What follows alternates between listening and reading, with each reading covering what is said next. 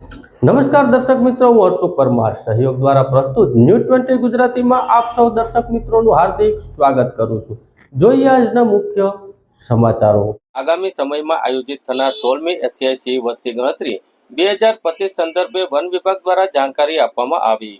આધુનિક એઆઈ ટેકનોલોજીનો ઉપયોગ કરી સિંહોની વસ્તી ગણતરી કરવામાં આવશે। વાત કરવામાં આવે તો આગામી 10મી 13 મે દરમિયાન 16મી એશિયાઈ સિંહ વસ્તી ગણતરી 2025નું આયોજન કરવામાં આવ્યું છે।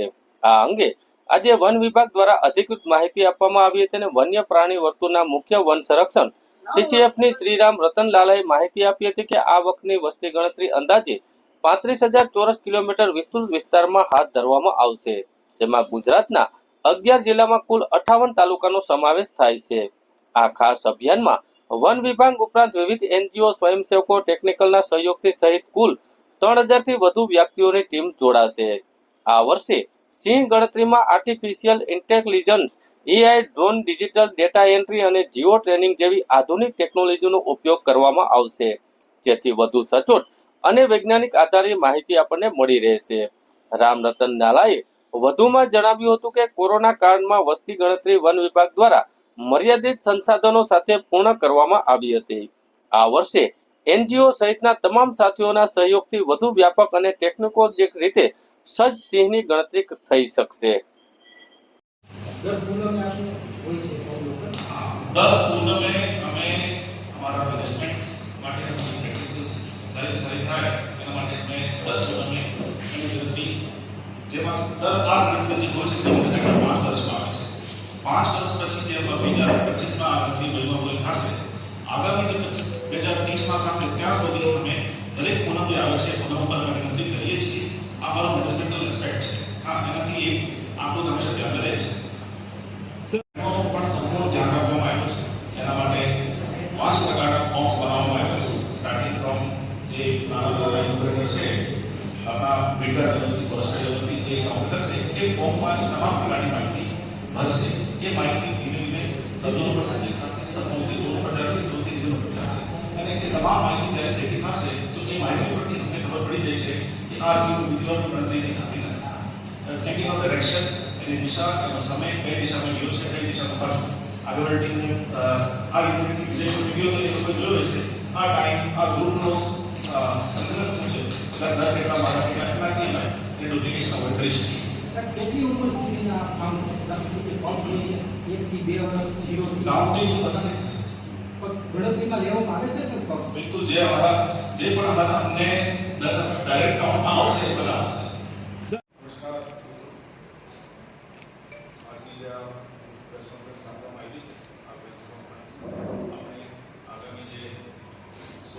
વસ્તી ગણતરી થવાની છે તેના માટે રાખવામાં આવી છે, તેના માટે ટીમ કરવામાં આવી છે। આગામી જે 16મી સિંહ વસ્તી ગણતરી છે આ 10મી મેથી ચાલુ થશે અને 13મી મે પૂરી થશે। 10 થી 11 મે પ્રિલિમિનરી તરીકે અમે ગણતરી 2 વાગ્યાથી 2 વાગ્યા સુધી કરશું। પછી પાછી 11 વાગ્યા 12 તારીખ 2 વાગ્યાથી 13 તારીખ 2 વાગ્યા સુધી ફાઇનલ ગણતરી પૂર્ણ કરવામાં આવશે। આ ગણતરીમાં આ વખતે 35,000 સ્ક્વેર કિલોમીટર જેવો વિસ્તારનો સમાવેશ કરવામાં આવ્યો છે। એમાં 11 ડિસ્ટ્રિક્ટ્સ જે ગુજરાતના છે એનો સમાવેશ કરવામાં આવ્યો છે। 58 જેવા તાલુકાઓનો સમાવેશ કરવામાં આવ્યો છે। 3,400 થી વધારે વિલેજીસનો સમાવેશ કરવામાં આવ્યો છે। 3,000 થી વધારે માનવ બળ આ વસ્તી ગણતરીમાં ભાગ લેશે। આ 11 જિલ્લાઓ જે સમાવેશ કરવામાં આવ્યો છે તેમાં વન વિભાગના 15 ડિવિઝન્સ એમાં સામેલ રહેશે। આ ગણતરીમાં જે 35,000 સ્ક્વેર કિલોમીટરનો જે વિસ્તાર છે એ આખા વિસ્તારને 8 રિજન્સમાં ડિવાઈડ કરવામાં આવ્યો છે। એ 8 રિજન્સ જે છે એ સીએમ અથવા સીસીએફ રેન્કના અધિકારી એનો રિજનના હેડ તરીકે રહેશે। એ રિજન્સને પછી ઝોન્સમાં ડિવાઈડ કરવામાં આવ્યો છે। એ ઝોન્સ જે છે એની સંખ્યા ટોટલ 32 જેવી ઝોન્સ છે। જે ઝોન્સ ડીએફઓ અથવા એસીએફ રેન્કના અધિકારી એને ડિરેક્શન કરશે। એ ઝોન્સને ફરીથી 112 જેવા સબ ઝોન્સમાં ડિવાઈડ કરવામાં આવ્યો છે. એ જે સબ ઝોન્સ છે એ આરએફઓ અથવા સિવિલ ફોરેસ્ટર હોય એ એને હેડ કરશે. પછી જે સૌથી નાની યુનિટ જે છે ગણતરીની એને આપણે સેમ્પલિંગ યુનિટ્સ કહેવાય છે. એના ઉપર ઇનોવેટર્સ એટલે ગણતરીકાર રહેશે. એ ગણતરીકાર જે છે બીડગાર્ડ અથવા ફોરેસ્ટર રેન્જના અધિકારી એના ઉપર રહેશે અને એ ત્યાંથી ગણતરી શરૂ કરશે. એના ઉપરથી સબઝોન એની સંકલન માહિતી સંકલિત કરશે, એના ઉપર ઝોનવાળા માહિતી સંકલિત કરશે અને છેલ્લા રિજન ઉપર એને સંકલન કરવામાં આવશે. આ જે પદ્ધતિ છે એ પદ્ધતિને બ્લોક કાઉન્ટ કહેવાય છે, બીટ વેરિફિકેશન કાઉન્ટ કહેવાય છે. અને જે ફોરેસ્ટ વિસ્તાર છે એમાં આપણી નાની નાની એડમિનિસ્ટ્રેટિવ યુનિટ જે હોય છે આ બીટ હોય છે એટલે એક બીટને ગણતરીકાર યુનિટ તરીકે ગણવામાં આવ્યો છે.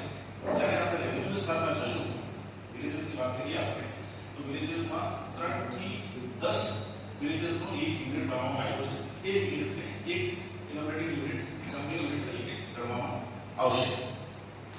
એમ કરીને આ ગણતરી 10 તારીખ થશે અને 13 તારીખે આપણે સંપૂર્ણ કરવામાં આવશે. ધન્યવાદ. જી સર, કેવી રીતે આ વર્ષે જે સી વસ્તી અંદાજ છે આપણે મે 2025માં થવાનો છે અને 10 થી 13 મહિનો છે અને એનો બધું જે આયોજન છે અત્યારે થઈ ગયું છે. અત્યારે જે આપણે ગણતરીકાર કહીએ છીએ એની ટ્રેનિંગ હાલી રહી છે. ક્યોંકિ બધા જે સેમ્પલિંગ યુનિટ છે અમે ગણતરીકાર હશે એ બધા ગણતરીકારને ટ્રેનિંગ આપવામાં આવી રહેલ છે. અને પછી જેટલા બધા વોલેન્ટિયર છે યા જે પણ લોકોનો આનો પાર્ટિસિપેશન થવાનો છે જેવું કે ઝોનલ, સબ ઝોનલ, રિજનલ બધા જે ઓબ્ઝર્વર્સ છે બધાનો ટ્રેનિંગ થશે. અને આનો બહુ સરસ રીતેનું આયોજન છે. આખું 35,000 સ્ક્વેર કિલોમીટરનું જો આપણે સૌરાષ્ટ્રના જે સી જે વિચરે છે એ આખા એરિયાનો અમે સેમ્પલિંગ યુનિટ કરીને અમે આખે ગણતરીકારની પોસ્ટિંગ પણ થઈ રહી છે અને આની જ ટ્રેનિંગ થાય છે. અને એ જો સી વસ્તી અંદાજને કહીએ આપણે તો છેલ્લી 2020 થઈ જે કે પૂનમ કોવિડને કારણે બધા જે વોલેન્ટિયર્સ છે આને બધા પાર્ટિસિપેટ ના કરી શક્યા, પણ હવે આ વર્ષે અમે બધાને પાર્ટિસિપેટ કરાવીએ છીએ. બહુ સારી રીતનું એક આયોજન થઈ રહ્યું છે અને બહુ ખુશીની વાત છે આખે સૌરાષ્ટ્રમાં આપણે જેટલો જે ગુજરાત રાજ્યમાં કન્ઝર્વેશનની કામગીરી કરી રહ્યા છે અને આખી દુનિયાની પણ આને ઉપર નજર હોય કે છેલ્લા 5 વર્ષમાં શું ગ્રોથ થયો, કેવી રીતેનો થઈ રહ્યો છે. અને એ આપણો એક કન્ઝર્વેશનનો સક્સેસ પણ દેખાય છે કે કેવી આપણે એટલી 5 વર્ષમાં જે કામગીરી થઈ છે આમાં કેટલો સક્સેસ રેટ આગળ થયો છે. તો એવી રીતેનો આખો સી વસ્તી જે આપણે કરી રહ્યા છીએ આમાં બધું જ આયોજન છે અને બહુ સરસ રીતે છે. આપણે બધાનું પણ આમાં બહુ સારા ઓપરેશન્સ છે. દર વખતે કેટલી સંખ્યા જીઓની સંખ્યા કેટલી હતી?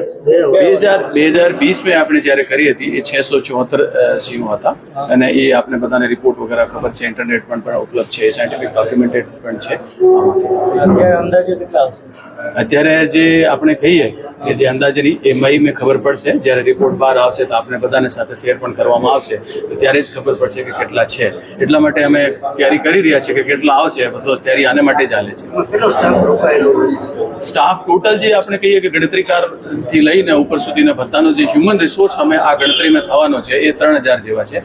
જેમાં આપણે ગણતરીકાર આવી ગયા, સબ ઝોનલ આવી ગયા, રિજનલ આવી ગયા, ઓબ્ઝર્વર્સ આવી ગયા, બાકી સપોર્ટિંગ સ્ટાફ છે, જે એસિસ્ટન્ટ ઇનોવેટર્સ છે, વોલેન્ટિયર્સ છે, એ બધા જ સ્ટાફ જે તમામ પ્રકારના જે હ્યુમન રિસોર્સ લાગવાના છે લગભગ 3000 જેવા જો હ્યુમન રિસોર્સ છે એનું પાર્ટિસિપેશન. કેવી રીતે કરતા હોય છે વસ્તી ગણતરીની આપણે વાત કરીએ કે બ્લોક કાઉન્ટ કહીએ, ડાયરેક્ટ બીટ વેરિફિકેશન છે.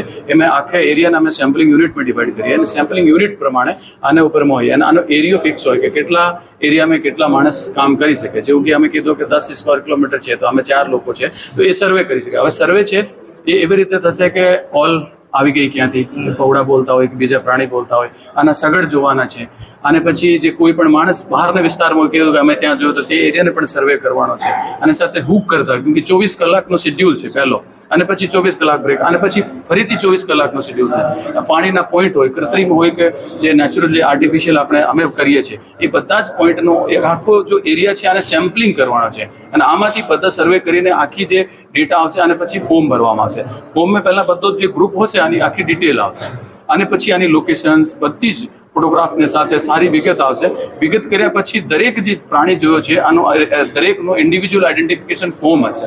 એ ફોર્મની અંદર બધી વિગત છે કે જોયો તમે તો આમાં કાન કેવા હતા, આ કાન પે શું હતો, કેસવાળી છે તો નર છે તો કેસવાળી કેવી હતી, તેલ જોઈ, બોડી પે કોઈ માર્ક્સ જોયો, બધી જ પ્રકારનું ઇન્ડિવિજ્યુઅલ આઈડેન્ટિફિકેશન જેનો ઓળખ થઈ ગયો છે એ બધો જ ડિટેલ આમાં છે. વર્ણ ઓળખાયેલા છે તો એ આમાં છે, બચ્ચા હશે તો બચ્ચામાં નોંધવામાં આવશે, અને જે પુખ્ત છે તો પુખ્તમાં નોંધવામાં આવશે. અને પછી બધો ડેટા કમ્પાઇલ થશે. કમ્પાઇલ થઈને અને પછી સબ ઝોન, ઝોન, રીજન, અને આને પછી ડેટાને ભેગા કરીને જોવામાં આવશે કે કોઈ ડુપ્લિકેશન તો નથી થયો, ક્યાંથી ક્યાં. અને આને પછી આપણે જીઆઈએસ મોડેલમાં નાખીએ અને અમે ડેટાને કમ્પેર કરીએ જીપીએસ લોકેશન, તો આપણે ખબર પડી જાય કે એ તે જ ગ્રુપ છે, અને ઇન્ડિવિજ્યુઅલ આઈડેન્ટિફિકેશન ફોર્મથી પણ ખબર પડી જાય કે તે જ ગ્રુપ છે.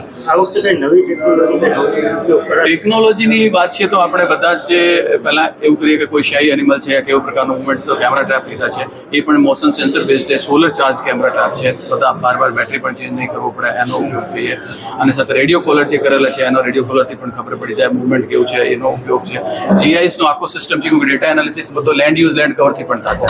તો એ જે ડેટા છે લેન્ડ યુઝ લેન્ડ કવરના, જીઆઈએસનો છે, એ પણ ટેકનોલોજીનો ઉપયોગ છે. અને સાથે સાથે ડિજિટલ કેમેરા છે, કેમેરા પણ ઘણા બધા એડવાન્સ થઈ ગયા છે. ડિજિટલ કેમેરામાં ફોટોનો સાથે બધી જ વિગત આવશે, અને જીપીએસ સ્ટામ્પ વગેરે, તો એ બધી જ ટેકનોલોજીનો ઉપયોગ થાય જ છે. સાહેબ એની આવશ્યક કેટલી? જૂનાગઢ મહાનગરપાલિકાની ફાયર એન્ડ ઇમરજન્સી વિભાગની જુદી જુદી કેડરોની સીધી ભરતીથી કાયમી નિમણૂક માટે પસંદગી પામેલા ઉમેદવારોને નિમણૂક પત્ર એનાયત કરવામાં આવ્યા.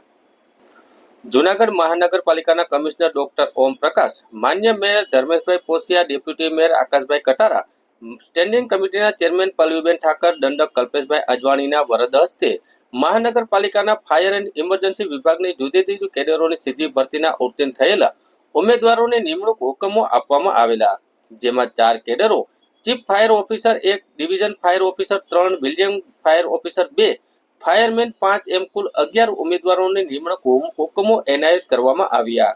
આ તકે ડેપ્યુટી કમિશનર એસ ચાપડા, માન્ય assistant commissioner Jayesh Vanja, assistant commissioner tax અને સેક્રેટરી કલ્પેશભાઈ ટોલિયા વગેરે ઉપસ્થિત રહ્યા હતા.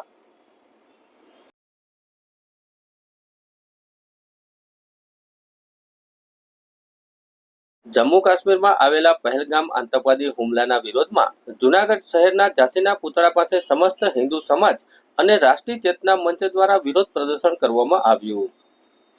જમ્મુ કાશ્મીરમાં આવેલા પહેલગામ ખાતે થયેલા આતંકવાદી હુમલાના વિરોધમાં જૂનાગઢ શહેરના ઝાંસીની રાણી સર્કલ ખાતે ભવ્ય વિરોધ પ્રદર્શન કરવામાં આવ્યું હતું.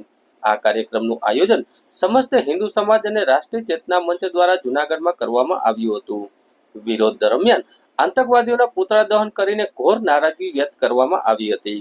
કાર્યક્રમમાં ઉપસ્થિત જનોએ સરકારને આ ઘટના અંગે ગંભીરતાપૂર્વક પગલાં લેવાની માંગ અને આતંકવાદનો મૂળ નાશ કરવાની અપીલ કરી હતી. આ પ્રસંગે મહામંડલેશ્વર 1008 શ્રી મહાદેવ ભારતી બાપુ અને મહાદેવગીરી બાપુ ઉપસ્થિત રહીને શાંતિપૂર્ણ રીતે આંદોલનને સમર્થન આપ્યું હતું. મોટી સંખ્યામાં નાગરિકો, સમાજસેવક, સંતો અને કાર્યકરોને હાજરી આપી દેશભક્તિના સૂત્રોચ્ચારો કરવામાં આવ્યા હતા. આ કાર્યક્રમ દરમિયાન હિન્દુ સમાજે સ્પષ્ટ સંદેશો આપ્યો હતો કે ભારત માતા પર આંચ આવે ત્યારે સમસ્ત સમાજ એકતાપૂર્વક ઊભા રહીને વિરોધ પ્રદર્શન કરે છે. धर्म पूछ के मारा है, जाति नहीं धर्म पूछ के मारा है, जाति नहीं धर्म पूछ के मारा है, जाति नहीं धर्म पूछ के मारा है, जाति नहीं धर्म पूछ के मारा है. देश के गद्दारों को गोली मारो, देश के गद्दारों को गोली मारो, देश के गद्दारों को गोली मारो. चालू रखो, चालू रखो.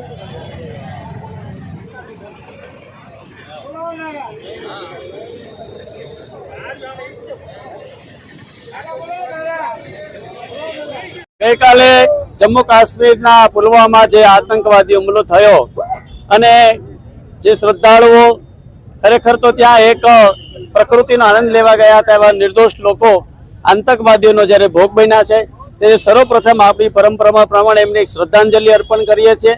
સારા જુનાગઢવાસી આજે એક ગમના માહોલમાં છે કે હિન્દુસ્તાની પ્રજા એટલી સહનશીલ પ્રજા છે કે આવા નિર્દોષ લોકો જે જીવ ગુમાવ્યો છે એના પ્રત્યે સહાનુભૂતિ દર્શાવે છે. જે લોકો ઘાયલ થયા છે એમને ભગવાન જલ્દીમાં જલ્દી સાજા કરે, ઝડપથી પોતાના ઘર પહોંચે, અને ભગવાનને પ્રાર્થના કરીએ કે જે લોકો ગયા છે એમના આત્માને ભગવાન શાંતિ આપે. ખરેખર મારી વાત એ કહેવી છે કે આવા જે લોકો છે, જે આતંકવાદીઓ છે, એને ખરેખર સરકારશ્રીને અમારી એક નમ્ર પ્રાર્થના છે.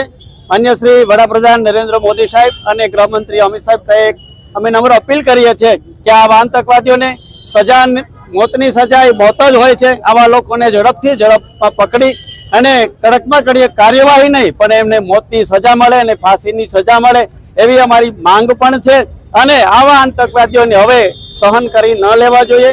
ભારતની પ્રજા એ નિર્માલ્ય નથી, સહનશીલતા જરૂર છે. કારણ કે ભારતમાં હિન્દુ ધર્મ એ સહનશીલતા ચોક્કસ શીખવે છે, પણ સાથે સાથે જે કૃષ્ણ બંસરી વગાડ્યા છે, જે કૃષ્ણ સુદર્શન પણ લે છે, એટલે આવા આતંકવાદીઓને આ દેશમાંથી નહીં બહારથી આવીને જે લોકો કર્યા છે એને, અને દેશમાં જે એમને સહકાર આપે છે એવા લોકોને પણ કડકમાં કડક સજા થાય, ફાંસીની સજા મળે એવી અમે માંગ કરીએ છીએ.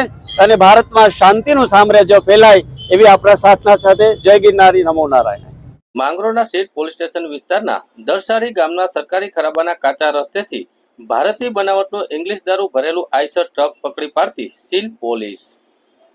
જૂનાગઢ રેન્જના પોલીસ મહાનિરીક્ષક નિલેશ ચાંદવાડે સાહેબની સૂચના તેમજ જૂનાગઢ ઇન્ચાર્જ પોલીસ અધિક્ષક ભગીરથસિંહ જાડેજા સાહેબ તથા માંગરોળ વિભાગના નાયબ પોલીસ અધિક્ષક ડીવી કોડિયાતર સાહેબના સુપરવિઝન હેઠળ પ્રવર્તમાન સમયમાં દારૂ અને જુગારની બંદીને નેસ્તનાબૂદ કરવા અને આવી પ્રવૃત્તિ કરતા ઇસમોને દબોચી લઈ ગેરકાયદેસર પ્રવૃત્તિને સંપૂર્ણપણે ડામી દેવાની સૂચના કરેલી છે. જેથી આ કામે સીલ પોલીસ સ્ટેશનના police sub inspector AS Solanki તથા સીલ પોલીસ સ્ટાફ દ્વારા ઉપરોક્ત સૂચનાને ધ્યાને લઈ પોલીસ સ્ટેશન વિસ્તારમાં પેટ્રોલિંગ દરમિયાન ગેરકાયદેસર પ્રવૃત્તિ કરતા ઇસમો વિરુદ્ધ સતત વોચ રાખતા police head constable MM Sisodia અને ASI JK ગર્ચર અને માંગરોળ પોલીસ સ્ટેશનના પોલીસ કોન્સ્ટેબલ કિશોરભાઈ ગર્ચરને ખાનગી રાખે હકીકત મળી કે દરસારી તરફ જતા રોડ ઉપર દરેક સરકારી ખરાબાના કાચા રસ્તા ઉપર એક ટ્રક આઈસર ઇંગ્લિશ દારૂનું કટિંગ કરવાની પેરવી કરે છે.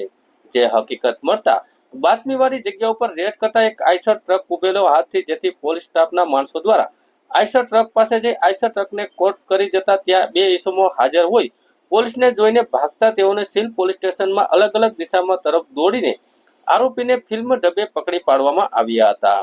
સીલ પોલીસ સ્ટેશનમાં પ્રોહિબિશન એક્ટની કલમ નંબર રજીસ્ટર ગુનો કરી કાયદેસરની કાર્યવાહી હાથ ધરવામાં આવી છે.